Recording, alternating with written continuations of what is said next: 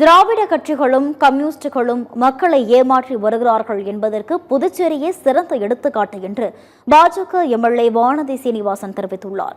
புதுச்சேரியில் செய்தியாளர்களை சந்தித்த அவர் இவ்வாறு கூறினார். 2029 நாடாளுமன்ற தேர்தலில் பெண்களுக்கான 33% இடஒதுக்கீடு முழுமையாக நடைமுறைப்படுத்தப்படும் எனவும் தெரிவித்தார். திராவிட முன்னேற்ற கழகமும் கம்யூனிஸ்டும் மக்களை ஏமாற்றிக் கொண்டிருக்கிறார்கள் என்பதற்கு புதுச்சேரி என்பது சிறந்த உதாரணம். ஒரே தொகுதியில 2 கட்சி வேட்பாளர்கள், யார் சொல்றத கேட்கறது கிடையாது. எந்த விதமான ஒருங்கிணைப்பு இல்லாத, எந்த விதமான ஒற்றுமை இல்லாத இந்த இண்டி கூட்டணிக்கு வாக்களிப்பது என்பது புதுச்சேரி மக்கள் தங்களுடைய தலையில் தாங்களே மண்ணள்ளி போடுவதற்கு சமம்.